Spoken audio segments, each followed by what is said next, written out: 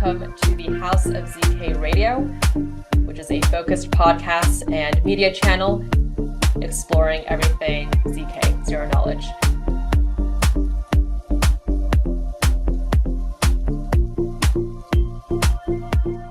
I'm Alice. I'm a host at House of ZK Radio. I'm joined here today with our guest, Carter, who is CEO of Psy Protocol. Thanks so much for being here today, Carter. I'm very excited to talk about how Psy is using ZK to horizontally scale and really increase the number of TPS on your guys' layer one. So very excited to dive into some more of those details. For sure. I mean, thank you so much for having me. It's really a pleasure. Yeah, thank you. I'm wondering if we can first start off with an introduction of yourself, how you got involved in the Web3 and ZK spaces, what led you to found Psy? For sure. So, I mean, I guess going way back, my first real entry into Web3 or into blockchain was I was a well-known black hat hacker in my high school years, and that's how we would accept payment for services, of course. You know, statute of limitations, I think, is long enough where I can say that. But yeah, moving forward, I was actually more in like the games industry and did a little bit of stuff in AI in Silicon Valley, but about 6 or 7 years ago, when we first started really seeing those high performance blockchains start to come around, like EOS, Solana, these kinds of things, I joined the proof of stake world and I ran EOS top 21 block producers for a long time. But eventually I read about this thing called zero knowledge proofs. And just after reading it, I decided to stop everything that I was doing. I stopped being an EOS block producer. One of the companies I was running, I eventually sold off, and I immersed myself in the literature for about 6 months. And then I started QED, which later became Psy. So I was like one of those people who had like the ZK moment. It's like, whoa, wait, so I can get privacy and you can verify a computation in less time it takes to redo the computation. This is going to change the world. So yeah. Nice. So you really kind of like realized the magic of ZK and took a deep dive in. All in. Yeah. All in. That's great to hear. And good to hear also the number of experiences that you had previously. You were first a black hat hacker, and then you were involved in the gaming industry, did some AI work, and then now focus a lot in ZK. So really great to hear kind of all those diverse experiences you had. And I wanted to also ask you just the main motivation behind developing a new L1 protocol. And maybe you can speak about some of the limitations or gaps that exist in existing L1s. For sure. I mean, like for me, I've always been sold on Web3 as a concept, which is just like that we need to build a decentralized trustless alternative to the current internet versus just using blockchains for payments. I've always been, a big fan of that. I know it's sort of not as much in vogue anymore just because a lot of like, if someone talks about a blockchain social network, you tend to get some laughs, right, or around because people have sort of seen that, tried and not really work out.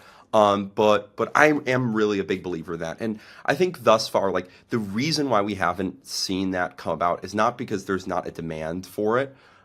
It's more that there's not a blockchain that can provide the performance to sustain the business models that are required by a lot of these Web2 business models, and also the user experience that's required to be able to compete with some of these tech giants. Like, frankly, maybe social networks aren't the best example, but certainly something like a decentralized Amazon makes a ton of sense. Like, no one should be able to control the rankings of like different products within your commerce experience. Like, if we want a truly free market or an efficient market, like this seems like something that would make sense. But again, because of the scaling limitations on existing blockchains, you can't really do it.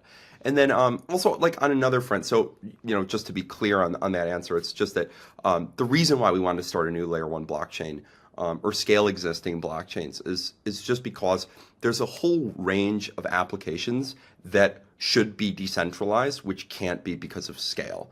And with Psy, we can solve those challenges using zero knowledge proofs, which I'm sure we'll go into. But on another front, I was an EOS top 21 block producer, and we frequently would have situations where like, let's say someone's smart contract got hacked. And suddenly in the middle of the night, I receive a call. Okay, we've got to reverse these transactions, right? And I like basically this committee, and of course I was very good friends with all of these people. We all kind of hung out together. We would have annual meetings. I remember we went to Rio. It was great, but we were like this cabal of people that were controlling the EOS network, and we could reverse transactions. We could do whatever we wanted, right? And for me, that's kind of made me feel a little bit like, the big banks in the US that kind of work with the Federal Reserve, or like if you look back to 2008 and all of the sort of behind backroom door kind of conversations about how we should structure the economy. And it felt like a Web3 version of that kind of a cabal. And I that's why I kind of moved away from the proof of stake world and decided to go all in on ZK. So hope that answers that. Yeah, absolutely. Yeah, really kind of interesting to hear that, even though a lot of us are working in this Web3 world, there's actually, some behaviors that we're transferring from our traditional like Web2 ways or just traditional ways. Like what you mentioned, the ability for like a certain group of people to be able to reverse these transactions. To be clear, though, I don't like think it was a malicious thing. Like, Hmm. we were trying to help out people that got hacked, right, and make sure that they can get their money back. But it's kind of like this. It's a slippery slope, and like I would imagine that like the best internet is one where it's just not possible. Yeah. But so again, like I don't want to paint these people, or I participated too. I voted to return the funds to the hacked smart contract, so I'm guilty as well.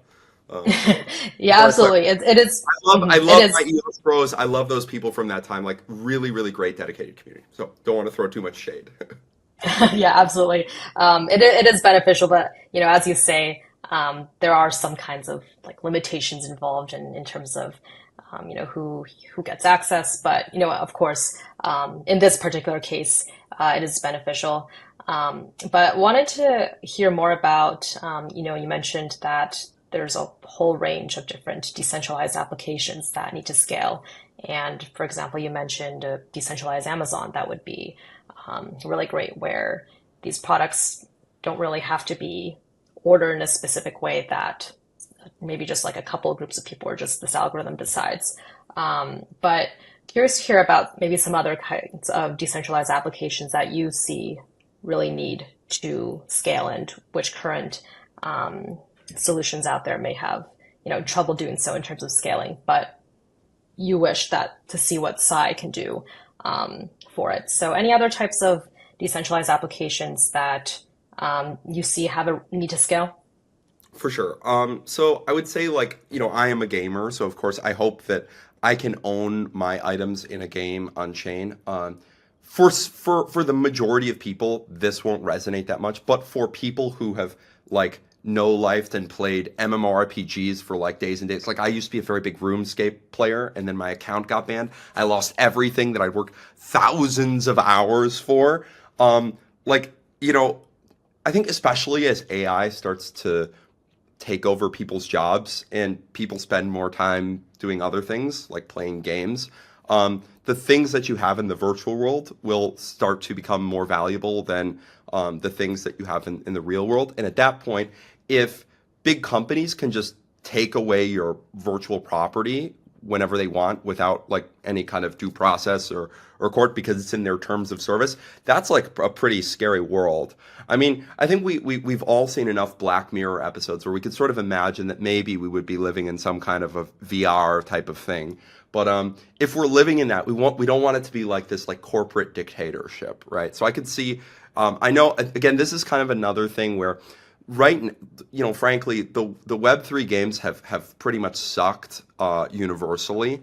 There hasn't been a real breakout hit, right, within the Web3 games, and it's sort of got this bad reputation of being bribed to play, where it's like the games are so bad that the only reason why people play them is because they airdrop you tokens versus like the Web3 component actually enhancing the player experience. But I think that will change as things scale up and there was this sort of first exploitative wave where a lot of the gaming companies just saw like Web3 as kind of like a meal ticket and the players like felt exploited. But if you're giving the players property rights without like, taking something from them or making it feel like a scam. I think there's a lot of value there. But the real big one is coming with AI. So I'm not sure if you're familiar with like, or if the audience is familiar with like what Cloudflare's been doing recently in blocking AI agents from crawling websites, which is like you can essentially imagine that the Web2 business model is it's supported by ads, and that's why the internet is free, or like everything is free to use, not free as in freedom, of course, free as in free beer. um, but like this whole model of relying on advertisements does not work for AI agents because every time you visit a website, the website's going to incur some cost. If they're serving you an ad, whatever they make in ad revenue is going to be a lot higher than that. But AI agents, they're not going to buy anything, right? You can't really like gaslight or brainwash or advertise to AI agents. Maybe prompt injection, that could be something interesting, right? Some weird thing where it's like that's how you make your money. But no, I don't think that's going to happen. So like we need to have some way of doing very, very small payments, like some kind of micropayment system where when an AI goes to use an API, it doesn't need to do a CAPTCHA. It doesn't need to do like a 3D secure, Visa transaction. It should just be able to pay very quickly, instantly, and access some web content. And right now, there's no solution for that, just because no blockchain is going to be able to handle the volume of millions and millions, if not billions, of AI agents constantly transacting. Like this is something that, frankly, like I don't think Visa could handle that scale at the present time. Because again, if you have billions of AI agents all trying to transact at once, like this is a fundamentally new problem, and I think a great opportunity for blockchain. Because again, like the existing payment rails rely on banks with antiquated systems that wouldn't be able to handle that scale also. But then there's also like the way they handle securities through like 3D Secure and like 2FA and these kinds of things, which for bots is kind of a no-brainer. Like the whole idea is that it's set up, the whole system is set up to prevent bots from using it. But we do need a way for them to pay. So I think that's going to be a very big one. I would like to see social also somewhat decentralized. I think the most important thing is your social handle should be owned by you, especially if like we're moving to a world where all of our social capital is online. Like frankly, if I was like locked out of my Telegram, if I lost my Telegram, there's a whole lot of people that I would be completely unable to communicate with for the rest of my life, right? Like I would have just lost them. And that's kind of scary that a company can just kind of like turn you off from all of your social circles. Like, and probably like if you had two or three companies like sort of going against you, like let's say there was some kind of a government order, like they could probably just isolate you from the rest of the world. Like, can you imagine if you were banned from all of your social accounts right now? Like, how many people in your life would you be unable to communicate with? Probably a lot, right? Or if your phone number is revoked, right? And that's in that case, it's like they can turn you off. So I think that will come eventually, but probably I think commerce and micro transactions for AI agents. This is probably something that's going to be coming before the social stuff. Sorry Got for it. the And yeah. long-winded answer, though. By the way, Oh, we no think about worries. this a lot. So No worries. Thank you also for that. Like mentioning all those stakes involved. Even for gaming, you mentioned when your account got banned, you lost, many hours of progress. And for social as well, the way that you put it, that say if maybe your Telegram gets banned or your Instagram account gets banned, a lot of people use Instagram or, WeChat, WhatsApp to communicate with people around the world. But if that's banned, as you said, it can turn off you completely from all these sort of social circles that you're involved with. Personally, if Telegram got banned for me, I wouldn't be able to communicate anyone I'm working with anymore. So it's really great that you mentioned those kinds of stakes. And even the application that you mentioned, the need to scale due to, say, for example, when we're in a more agent-centric world, the volume of AI agents transacting is right now just too overwhelming for our current solutions. I'm also curious to hear more about the agent-centric architecture that Psy is building. So curious to hear specifically about the need for developing an agent-centric state account model, and also wanted to hear of any kind of potential, say, safety concerns and allowing agents to fully operate autonomously. You mentioned, for example, the implementation of some guardrails, and I believe for Psy, you give developers the option to implement their own programmable guardrails. So wanted to hear first on the motivation behind developing an agent-centric account model, and then also any types of measures that you're taking, for example, with guardrails to ensure any kind of safety concerns. For sure. So, as you mentioned, like all accounts on Psy, like your public key is just this programmable circuit. So you can actually rewrite it in Rust and we compile down to a circuit. So I can say, for instance, that a signature for a transaction can only be generated if the current state of the blockchain is something like, let's say, maybe I have some other contract where I store all of my, public keys for all my various wallets. I either have to sign with one of my Bitcoin wallets or one of my Ethereum wallets, and then the transaction can go through. But I can also make, a key which doesn't require some kind of like elliptic curve signature, and maybe it's instead saying like, okay, the net amount of money in my account must go up.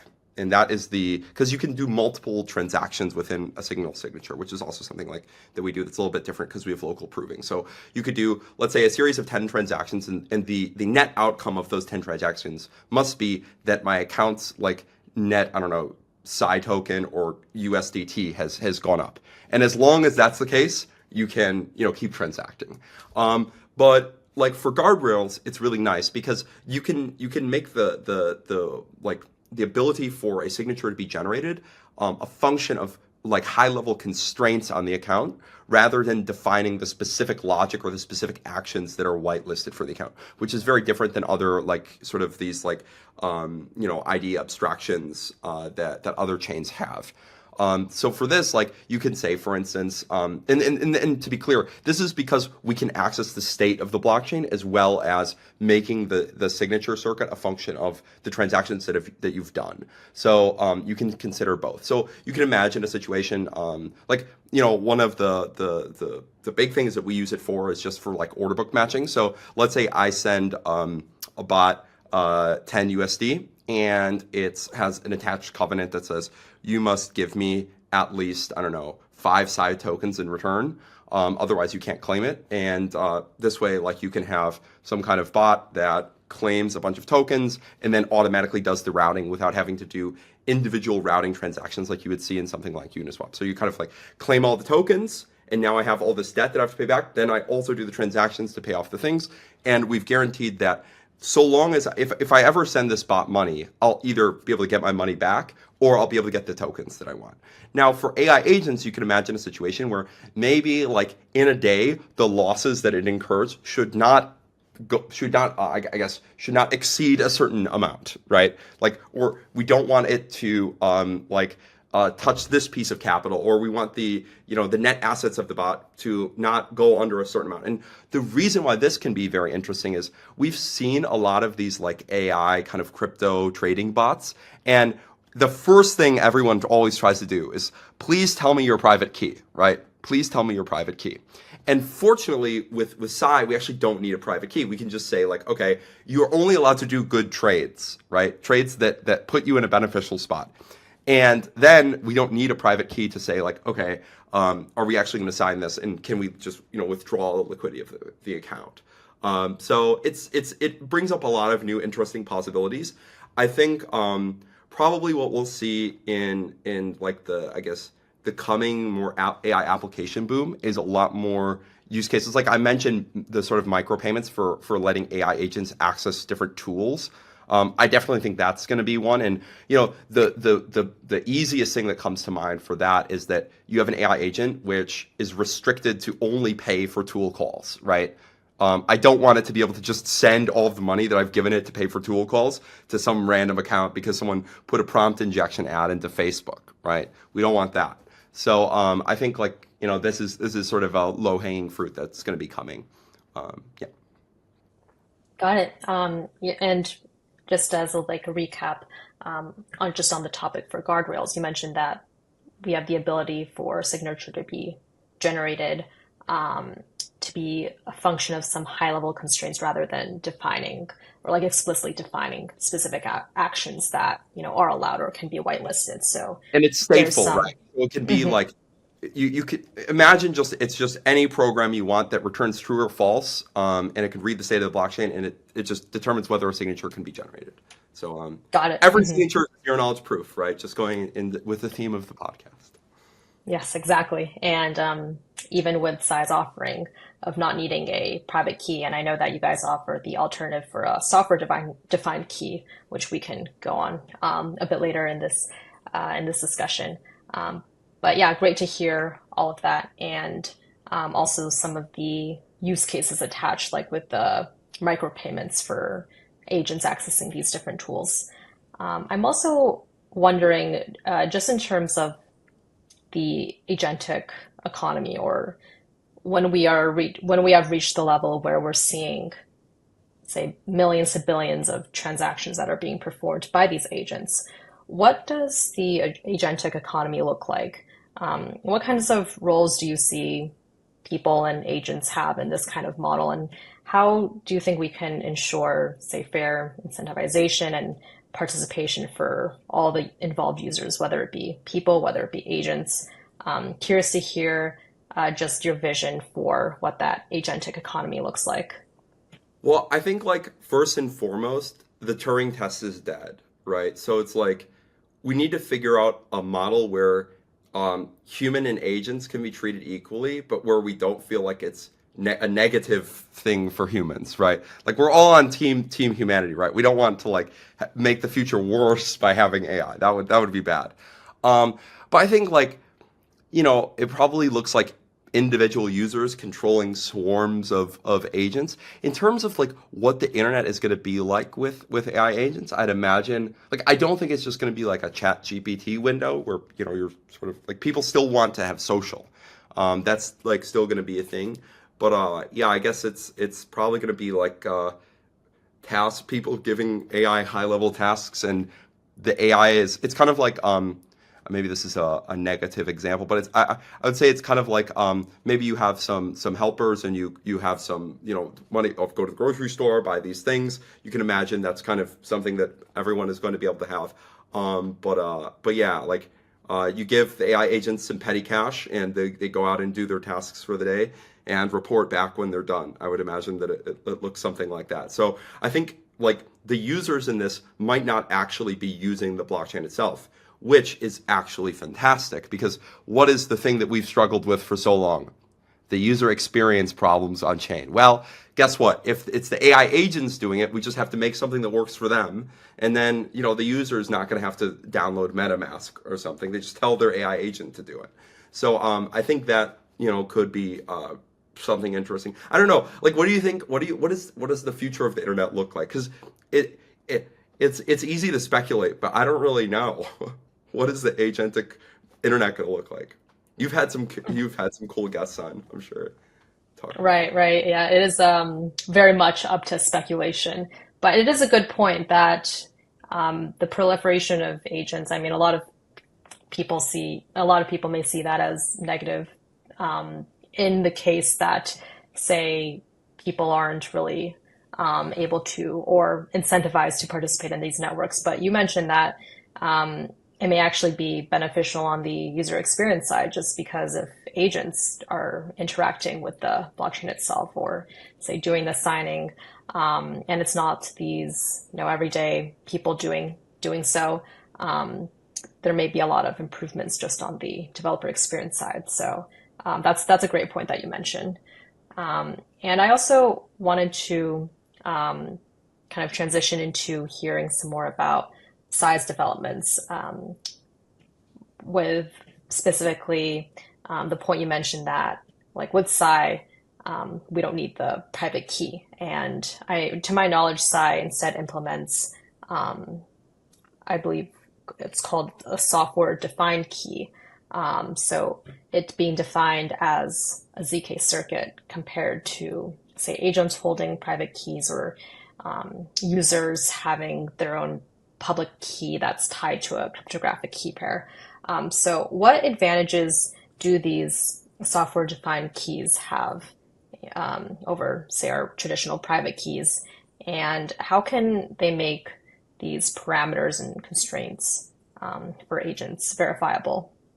Sure. So first and foremost, you anything that you can do with like an elliptic curve key, you can do with this because essentially, if you want to just only use, let's say your Ethereum wallet to sign your transactions on Psy, you just have a circuit which verifies your Ethereum signature, and you hard code in the public key for your Ethereum circuit or for your Ethereum public key, your Ethereum address within the circuit, so that the only way to generate a signature for your Psy account is if you also provide an Ethereum signature, right? Now, just to sort of get in the nitty gritty a little bit, essentially on Psy, your public key is the hash of a verifier key for some arbitrary circuit that you've made, right? And then we have standardized public inputs that say things about like what the current state of blockchain is, what, for instance, what the hash of all the transactions you're signing are, right? So this is just a way for a zero-knowledge circuit to be aware of the state of the blockchain. So we give it like the root of the Merkle tree that contains all of the state, as well as the transactions you have. So the circuit could look at, so to speak, any transactions or any of the state of the blockchain when you're signing, and then determine whether or not a signature can be generated based on that. And it's really straightforward. It's a normal zero-knowledge proof, normal Fry-based zero-knowledge proof. So it's verifiable because, as any other zero-knowledge proof is verifiable. In terms of the logic, there's a lot of important things. It actually serves a very important purpose on Psy, just beyond like AI stuff, because for Psy, individual users' actions within a block are independent of each other, meaning that my ability to transact in a current block is not influenced by other transactions that are occurring in the current block by other users. And that's what allows us to horizontally scale. It's because we have guarantees, because of that, we have guarantees against race conditions between users within a block. So you can aggregate their state changes in parallel, right? Now, this creates problems where, okay, what if I want to make an AMM? Well, if you make an AMM, what you can do is you just create a bot user, which is only allowed to collect money from folks.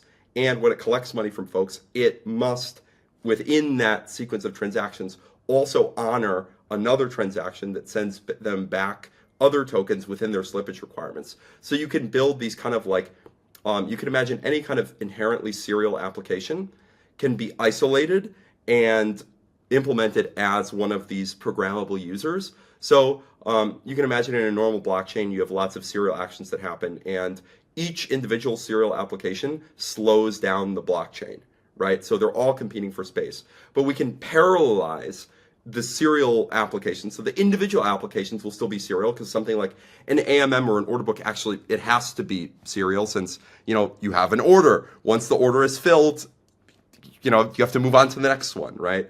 But it doesn't impact the scalability of the rest of the blockchain, and it still allows you to be fully trustless.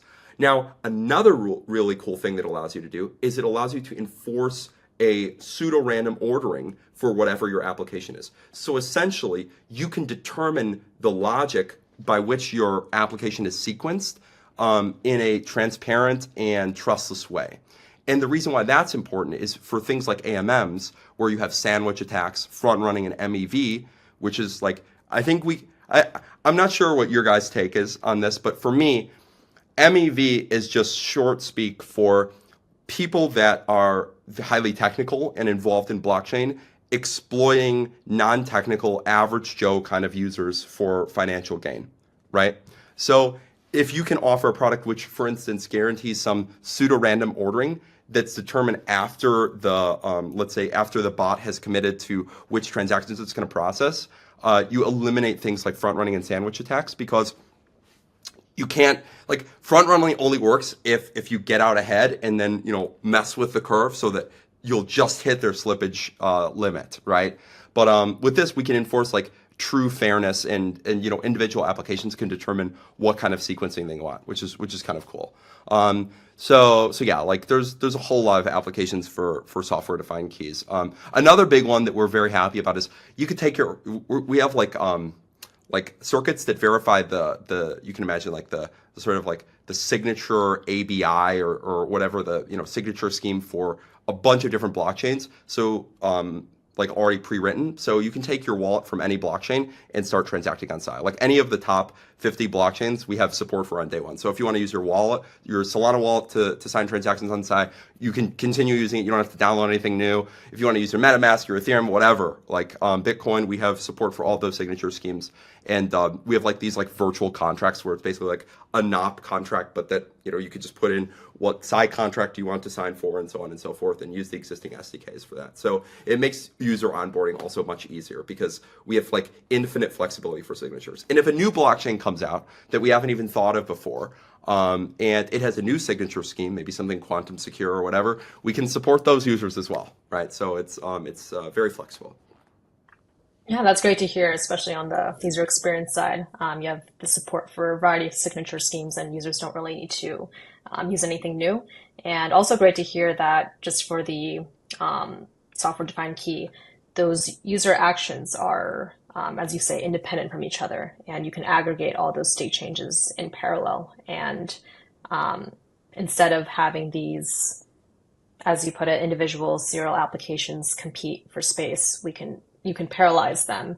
And even for some applications that require like the sequential ordering, like for example with order books or AMMs, they can still use this. So really great to hear that application there, and also for some other use cases like with pseudo-random ordering. Great to see those opportunities. And in addition to that, I'm also curious to hear more about some of the other kinds of tooling or just other parts of the stack that Psy made in-house. So I know that, for example, you guys have your own consensus algorithm, proof of useful work, I believe. So curious to hear the motivation for creating this new consensus model and how this one compares to traditional proof of work. And I know you previously worked with proof of stake a lot. So curious to hear about how this model compares to the previous, like the current ones that many people are familiar with. For sure. So to be clear, the longest chain of blocks, which have the largest total amount of user transactions processed, is considered the canonical chain.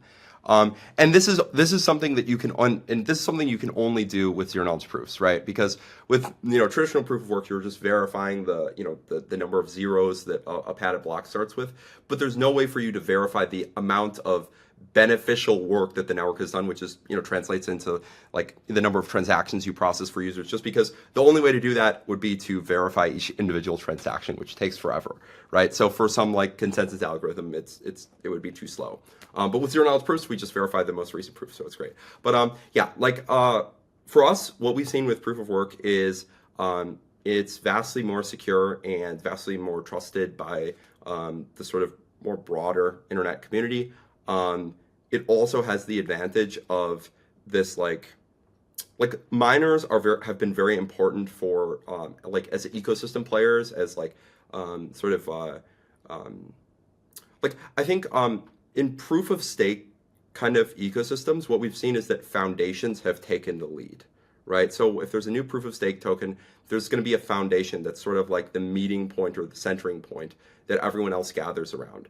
But this is kind of terrible, right? This is not very decentralized or trustless. So, if we look at like Bitcoin and Dogecoin and Litecoin, where there really isn't a foundation that kind of manages things, it's still able to be a functioning community because everyone just gathers around the miners. So it's a decentralized way of organizing people that doesn't invest like a ton of power in a certain group of individuals, and frankly, we just have not seen that elsewhere.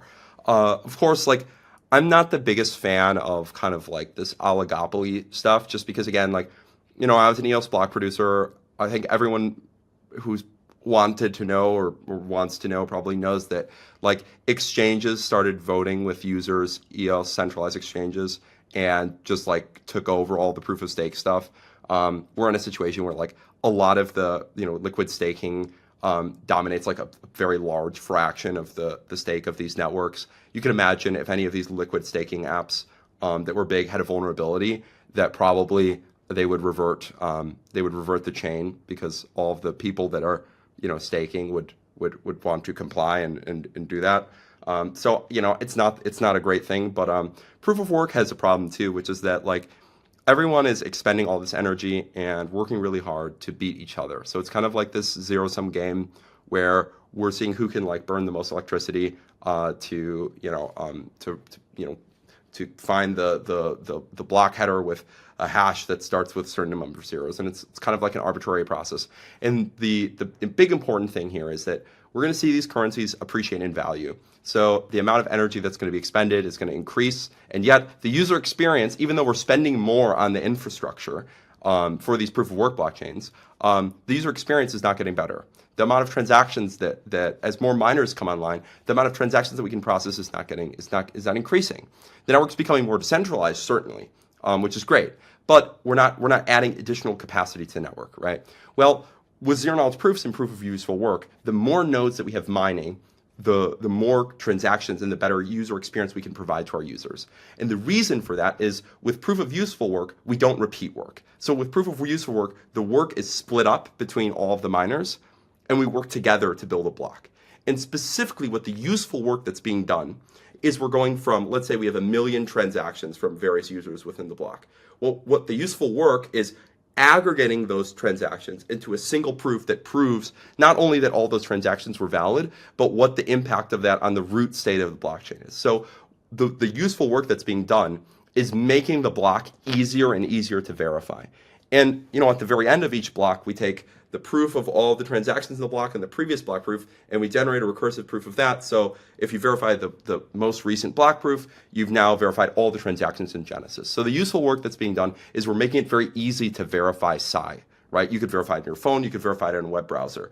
And that's kind of the core functionality of a blockchain is one, determining what transactions are included and what are not. Two, ensuring that everything was done securely and everything has valid signatures. And three, being able to know what the state of the blockchain is, right? I need to be able to know what my balance is. I need to know how much, Alice, you sent me. And right now, a lot of blockchains sort of check some of those boxes. But with us, we're able to kind of get that whole trifecta there. So yeah, it's a great paradigm. We have amazing mining partners, whether it's, folks like, maybe I shouldn't name names, but we've got all of the big mining pools on board, and they're very excited, as are we, to have them in our ecosystem. Got it. So for like each traditional, I guess, consensus models, like for proof of stake, proof of work, they have their own trade-offs. You mentioned with proof of stake, we have seen cases where foundations have taken the lead. It's not as decentralized. For proof of work, you mentioned we're almost having this zero-sum game, and the user experience is not really that great either because as miners increase, we're not really adding any kind of additional capacity. But for Psy's proof of useful work, the more kind of nodes there are, the more transactions and the more scalability there is. And And it to be seems clear, like this is how for Web 2 works, right? Like the Mhm. reason why Web 2 can scale is because servers within, like, let's say I'm Facebook or I'm Amazon, right? I'm Amazon. I've got servers in, I don't know, I've got servers in New York. I've got servers in California. They can trust that each other are gonna behave correctly, right? They're not gonna like steal funds or do something like that, right? So when more people want to use Amazon, and Amazon's servers are starting to fill up with capacity, what does Amazon do? They add more servers, right? Whenever you want to scale up your Web 2 app, you just spin up some more servers. But on blockchain, because the individual nodes can't trust each other, right? Adding more nodes to the network doesn't allow us to process more transactions because it's not like we could say, okay, I'm going to split up the transactions. I'm going to give half the transactions to Alice's server, and I'm going to process the other half, right? Well, how does Alice know that I'm not just sending myself $1 billion of USDT, right? The only way that she would be able to know is if, Alice, you verified, also repeated all the work that I did. So you verify all my transactions and make sure everything's okay, which is how existing blockchains work, right? When you send an Ethereum transaction, every Ethereum full node validates it, right? You run on everything, every single node. But with ZK, what we can do is instead of Alice having to, trust that all of my transactions are correct without looking at them or reprocess all of them, repeating the work and eliminating any scalability advantage. Instead, if I generate a proof of all of those transactions, and she generated a proof. Another third party could then generate a proof that proves that both of our proofs are valid, right? So that's how we can sort of escape from that paradigm and get scalability. Sorry to interrupt you. I forgot. Oh yeah, I no know worries. that point for some of our for some of the listeners it might be beneficial, but. Yes, definitely. And replicating that kind of Web 2 experience that we have in terms of scalability is really beneficial here. And even with your guys' approach with aggregation or recursive proving and making that end block easier to verify, it's also great to hear that technique as well. And then I also wanted to hear some more about kind of the responsibilities of the roles within the proof of useful work ecosystem. I know that there's quite a different variety of roles that are available, like with the proof and DA miners. There's like a realm role, and then some coordinators and network vanguards. So curious to hear about some of their responsibilities and the motivations for having these different types of roles and how they relate to each other in this ecosystem. For sure. So, first of all, because proof of work, useful work is a little bit different, the different kinds of useful work that you need to do within a block should be delegated to different professional roles that are really good at doing that one thing. We're very big fans of like specialization, right? So for people that are generating proofs, there's specific hardware that's really good for that, that our proof miners will be using to generate those proofs. It's not necessarily the same as people that need to make data highly available, right? So like you can imagine someone that's mining Bitcoin is not going to be the one that's running a lot of public Bitcoin nodes, probably, right? You can mine Bitcoin and have a not so good internet connection, or not be in a, not have a gigabit link. But if you want to provide a highly available, state store that anyone can access, you need to have like very good connectivity, like multi-region diversity, right? CDNs in various places. So it's like it's a very different thing. So, as you mentioned, we have like our data availability miners. All they're doing is ensuring that the state of the blockchain is available to anyone that wants it, right? Because, you need state to transact. It's great that in our proof, you can see the root state of the blockchain, but when you want that Merkle proof to actually look at the state, someone needs to provide it, and we need to ensure that people are storing the entire state. Or in the case actually of Psy, like we have, you can sign up for different portions of the state tree, so it's like you don't have to maintain the whole thing, but it's like a standard kind of mining method for the state availability stuff, where there's like a pseudo-random number that's generated for each block, and that seeds like a random number generator, which requires you to prove that you have knowledge of some specific part of, or some random sampled part of the state tree. And because it's like a random sampling, in the long term, you're encouraged. Like there's no way to really game it unless you store like the whole state tree that you're supposed to have, right? So that's kind of the idea with that. In addition, the data availability miners get a portion of transaction fees, which is a little bit different than some other networks. And the reason for that is that data availability has two components, right? One is data storage, ensuring they're stored. And then the other one is actually making sure that you're making it available for people, right? I could store it and then not send it out to anyone, right? And be able to mine my coins or whatever, but we want to make sure that it's available for people. And in order to do transactions on site, you have to be able to access the state. So we give a portion of those fees, specifically, like, of course, for new state storage, but also just of the base transaction fee, to ensure that the data availability miners are incentivized to provide the state for anyone that wants it, right? For coordinators and realms, it's another unique something that's unique to proof of use work, because with normal proof of work, everyone does the same work, right? So there's no like splitting up the tasks. Like as we mentioned with Web 2, the way Web 2 scales is you have a bunch of servers and they split up the work, right? And if there's too much work for them to do, you add more servers so that you can split it up more finely. Now, whenever we're talking about something like splitting up work, or let's say distributed tasks, right? Where I'm going to do some of it, you're going to do some of it. We need someone to delegate tasks. right? And we want it to be an impartial person. Or you can think of it as kind of like a load balancer for the network, right? Where, for traditional Web 2 folks, you'll know you put a load balancer in front of your services, and it's going to distribute the API requests evenly to different servers in your network. So that's what the realms do. When a bunch of user transactions come in, they're going to send those off to proof miners to generate proofs. And they don't actually generate any proofs. They don't validate any transactions. They have no ability to change any transactions or anything like that. All they're doing is strictly like sort of distributing tasks for people to do.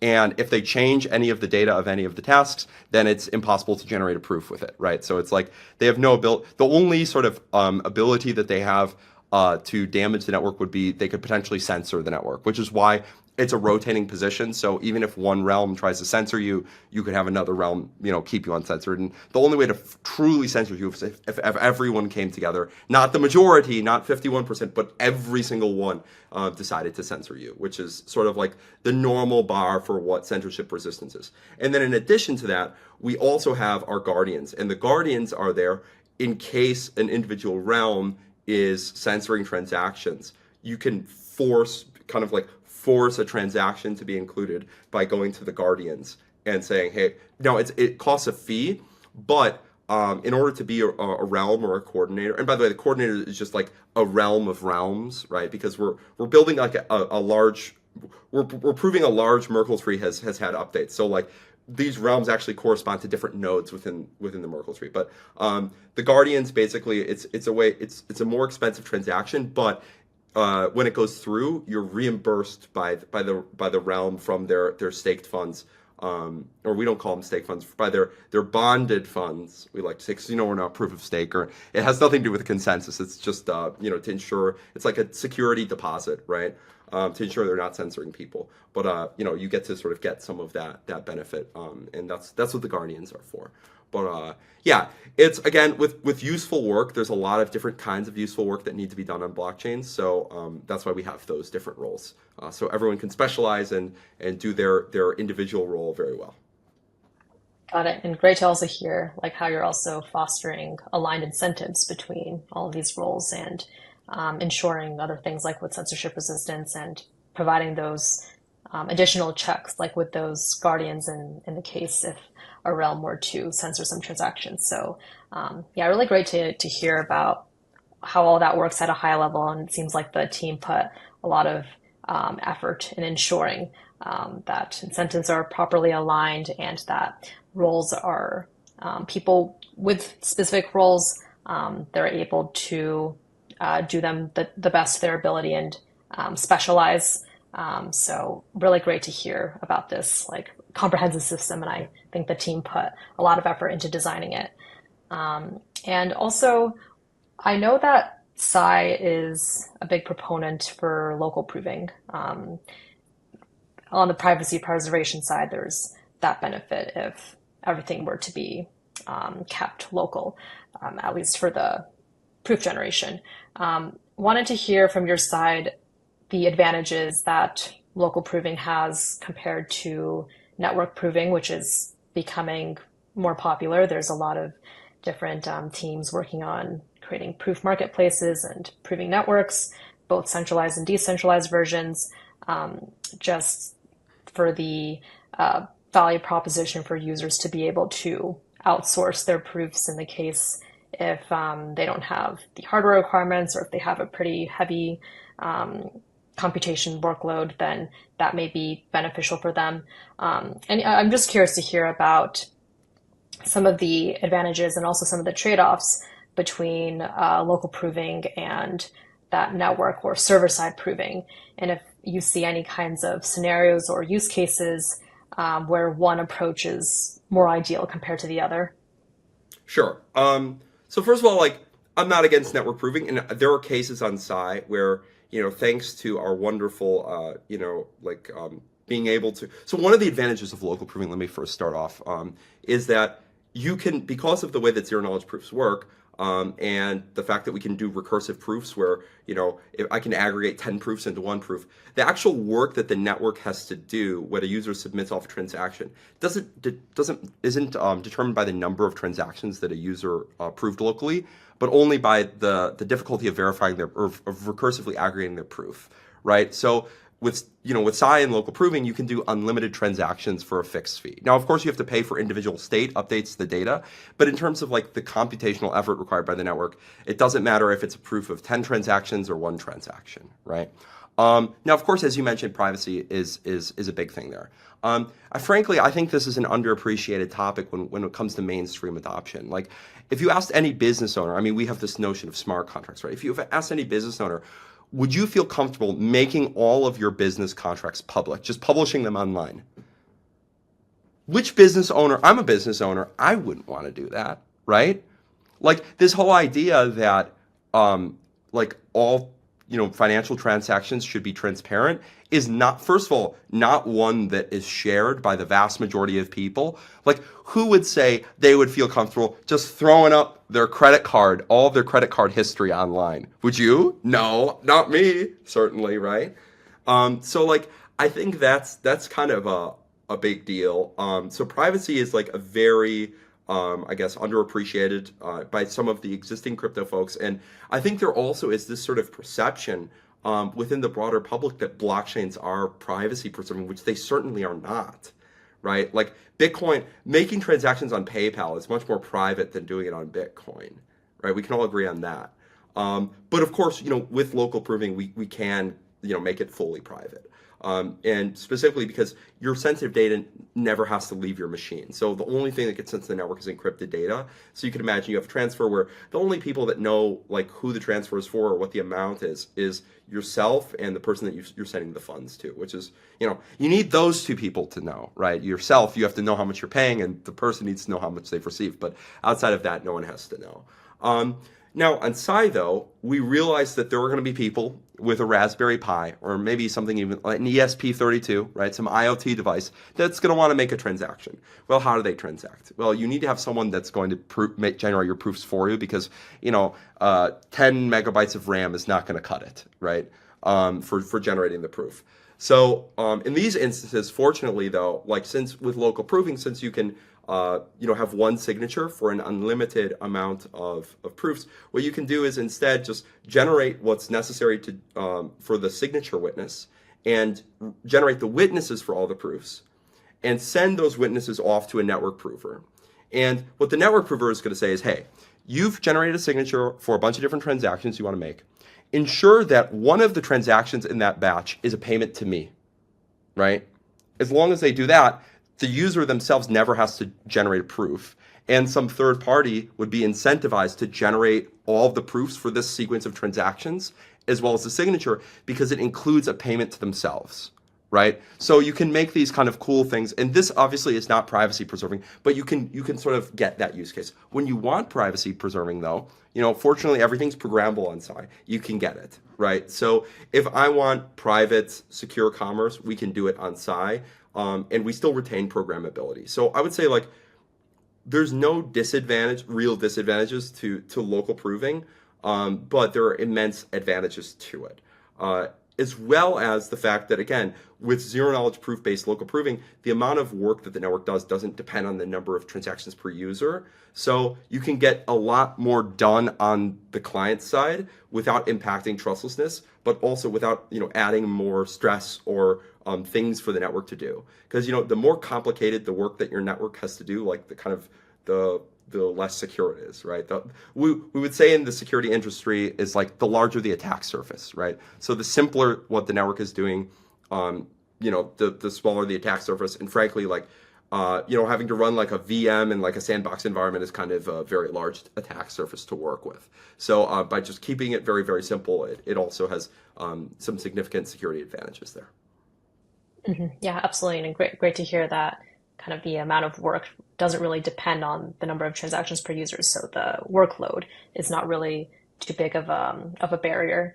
It's And it's UOPS, great. not TPS. User operations per Yes, second. Yeah. I like that. Yes. And it's also good to hear that there's that flexibility that users can have if they want to do local proving, or if they want to do the alternative, so themselves, they would generate the witnesses for their proofs, but then send those witnesses for the network prover in the case where privacy preserving may not be a priority. But great to hear about that flexibility that's offered between users. And just in terms of general developer experience, I know that you previously mentioned, for example, in terms of just support, there's a lot of support in terms of the types of networks that are integrated with Psy. But also wanted to hear more about some specific areas in the developer experience that Psy prioritizes, whether it be with the tooling support side or with, I know that you guys really promote the idea of design freedom with the software-defined keys and the user-centric state model. So wanted to hear more about some of the specific priorities that the Psy team has really focused on when it comes to the developer experience. Yeah. So first of all, like we've really gone all in on our Rust tooling to make sure that it's really nice. That will be coming out very soon, so we're very happy, or we're looking forward to see the developer community's reaction to that. I think, yeah, as you mentioned, flexibility is king, and frankly, I think like AI agents are probably going to be writing the majority of the code moving forward. So the most important thing is that whatever is written in the Psy contract, a programmer needs to be able to easily understand what is going on and because while we're going to let AI agents write smart contracts, like the sort of security reviews need to be done by people, right? Because we don't know, we want to make sure that our agents are aligned, right, with our goals. So I think like that sort of ease of verifiability has been very important for us. We're going to be rolling out some very cool formal verification tooling as well, which is again going to be able to let you like sort of, since we are compiling things to constraints, this is relatively easier for us to do than for some other languages that are like some stack-based VM. So that's kind of nice, right? One of the advantages of you sort of work in the algebraic context, and it's very easy for you to do this kind of formal verification stuff.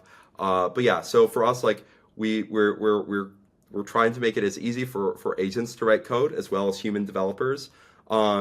Like I would say probably like next on the roadmap after we release all of our tooling, we want to release something similar to Remix. I think it's for a lot of Ethereum developers, this was kind of where you got your first start, and it's really nice to be able to kind of, I don't know if any of y'all have tried it, but like play with the state or like make real transactions and test out your contract with that nice UI. I think like, well, for production contracts, you write tests, use your Truffle or whatever the most recent tooling is. Yeah, I think like that will be an important step for us. We do have a web ID that's going to be coming out as well. But yeah, like we want to make sure AI agents can come there on day one. And then also we're going to be launching with an open Zeppelin style. We love the open Zeppelin people. We're not going to claim their brand. We're not working with them, but an open Zeppelin style sort of like smorgasbord of a bunch of pre-audited, ready to use contracts for everything from tokens to DeFi, NFTs, marketplaces, the works. So that's going to be shipping as well. So for any developer that wants something as a good base, they'll be able to, get those, use those, and, also have that stamp of approval, that audit on day one. So, yeah. Yeah, that's great to hear, especially since it doesn't seem like there's going to be like a huge learning curve that's associated with building on site Any because you Rust station, mentioned right? Any Rust station, any Rust station. got it. Yeah. And you mentioned that there's going to be Rust tooling support, a remix-like environment, which I think would be really helpful, especially for kind of new users who are trying to build on Psy, and even the Open Zeppelin style pre-audited contracts. I think those really all add to that developer experience. So that's great to hear. In addition to all of this, and I know you also mentioned some formal verification tooling coming soon, are there any other announcements that you'd like to make on behalf of Psy? Or I ask this to all the podcast guests that come on House of ZK Radio, but if you have any advice for any of the audience members, yeah, feel free to mention that as well. but just curious to hear about general announcements as well as any advice or any takeaways for the audience. Sure. We have a testnet that's going to be shipping very soon. I know like some of the engineers on our team would kill me if I made a we're gonna say it's this day because then like well what if we want to like improve some documentation or something, but it's gonna be coming in the next like I would say next couple months, so please be ready, maybe a lot sooner than that, but we'll see. But yeah, so definitely keep your eyes open. We have like a very large mining community that's coming on day one. We have some really, really cool launch day apps that we're going to be launching with. And if you're a miner, if you're interested in ZK, like also just join our Discord and like hang out with us. Like we're doing like some pre-release stuff. We'd love to have your input on tooling. We're obviously going to be supporting a lot of dApps on day one. So if you have a cool idea for a dApp that you think like again is going to make the internet a more secure, trustless, and private place, like we would love to support you. Come contact us. But yeah, no. For advice, I would just say like I would say like I know there's been like a sort of reorientation. A lot of crypto like the CK first wave is over. But I think like this new sort of era where we see real use cases coming about and a lot more building is going to be like even more exciting than the sort of glut of VC money that flooded the ZK space. So we're very excited about changing the world and making the internet a better place. And I think like in the next like 1 to 2 years, we're really going to see ZK shine. So keep going with Yeah, ZK. We love ZK. we do. And yeah, now that all of the infra has been built out, a lot of teams, a lot of developers are focusing on that front. We can definitely see a greater proliferation of ZK focused applications, and I'm really excited about that as well. But yeah, thank you so much, Carter, for all these insights. Really great to hear kind of the motivations and reasonings as well as the different thinking towards the design considerations for all the parts of the stack that were made in-house, especially related to the consensus algorithm that you guys use, the state model, even the method for recursively aggregating these proofs. Really great to hear the thinking towards making these design considerations, and then also how heavily the team prioritizes the developer experience. So great to hear all of these insights from you, and thank you so much for coming on. The pleasure's all mine. Thanks so much. Yeah, thank you.